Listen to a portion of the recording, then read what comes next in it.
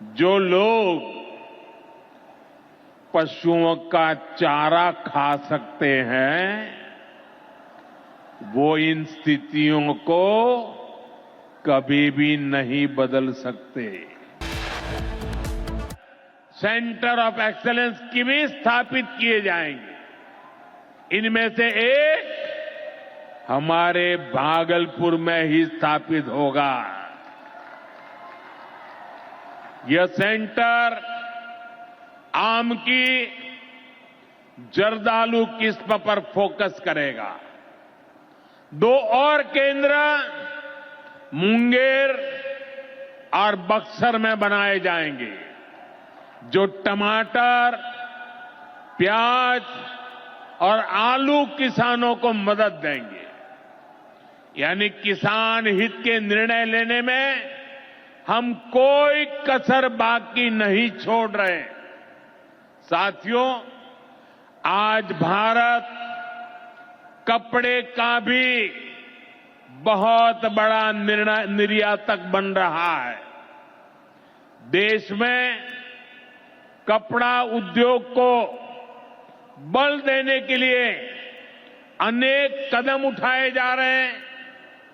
भागलपुर में तो कहा जाता है कि यहां पेड़ भी सोना उगलते हैं।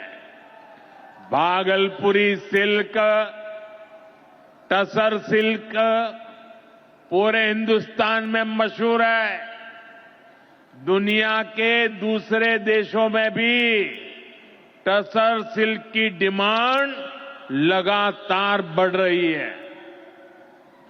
केंद्र सरकार रेशम उद्योग को बढ़ावा देने के लिए फैब्रिक और yarn dyeing unit, fabric printing unit, fabric processing unit, ऐसे इंफ्रास्ट्रक्चर निर्माण पर बहुत जोर दे रही है।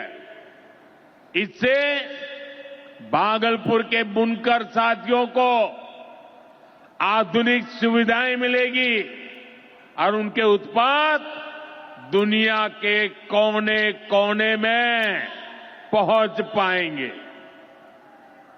साथियों, बिहार की एक और बहुत बड़ी समस्या का समाधान एनडीए सरकार कर रही है। नदियों पर पर्याप्त पुल न होने के कारण बिहार को अनेक समस्याएं होती है। आपको आने जाने में दिक्कत ना हो, इसके लिए हम तेजी से काम कर रहे हैं। अनेकों पुल बनवा रहे हैं। यहां गंगा जी पर 4 लेन के पुल के निर्माण का भी तेजी से काम चल रहा है। इस पर 1100 करोड़ रुपए से ज्यादा खर्च किए जा रहे हैं। साथियों, बिहार में बाढ़ से भी बहुत नुकसान होता है। इसके लिए भी हमारी सरकार ने हजारों करोड़ रुपए के प्रोजेक्ट स्वीकृत किए हैं। इस वर्ष के बजट में तो पश्चिमी कोसी नहर ERM परियोजना के लिए मदद देने की घोषणा की गई है। इस परियोजना से मिथिलांचल क्षेत्र में 50,000 हेक्टेयर भूमि सिंचाई के दायरे में आएगी। इससे लाखों किसान परिवारों को लाभ होगा। साथियों, एनडीए सरकार किसानों की आय बढ़ाने के लिए अलग अलग स्तर पर काम कर रही है। भारत में उत्पादन बढ़े, दलहन और तिलहन में हम आत्मनिर्भर हो, यहां ज्यादा से ज्यादा फूड प्रोसेसिंग उद्योग लगे और हमारे किसानों के उत्पाद दुनिया भर तक पहुंचे, इसके लिए सरकार एक के बाद एक नए कदम उठा रही है। मेरा तो सपना है कि दुनिया की हर रसोई में भारत के किसान का उगाया कोई न कोई उत्पाद होना ही चाहिए। इस वर्ष के बजट ने भी इसी विजन को आगे बढ़ाया है। बजट में एक बहुत ही बड़ी पीएम धन धान्य योजना की घोषणा की गई है। इसके तहत देश के 100 ऐसे जिलों की पहचान की जाएगी जहां सबसे कम फसल उत्पादन होती है। फिर ऐसे जिलों में खेती को बढ़ावा देने के लिए विशेष अभियान चलाया जाएगा। दलहन में आत्मनिर्भरता के लिए मिशन मोड पर काम किया जाएगा। किसान ज्यादा से ज्यादा दालें उगाए, इसके लिए किसानों को प्रोत्साहन मिलेगा।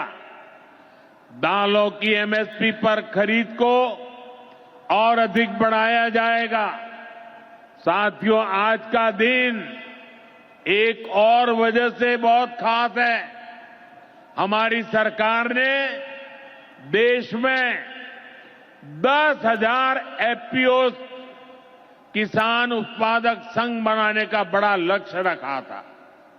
आज मुझे ये बताते हुए खुशी है कि देश ने इस लक्ष्य को प्राप्त कर लिया है। आज बिहार की भूमि 10,000वें एफपीओ के निर्माण की साक्षी बन रही है। मक्का, केला और धान पर काम करने वाला ये एफपीओ खगड़िया जिला में रजिस्टर हुआ है। एफपीओ सिर्फ एक संगठन नहीं होता, एक किसानों की आय बढ़ाने वाली अभूतपूर्व शक्ति है। एफपीओ की ये शक्ति छोटे छोटे किसानों को बाजार के बड़े लाभ सीधे उपलब्ध कराती है। एफपीओ के जरिए आज तमाम ऐसे अवसर हमारे किसान भाइयों बहनों को सीधे मिल रहे हैं जो पहले उपलब्ध नहीं थे।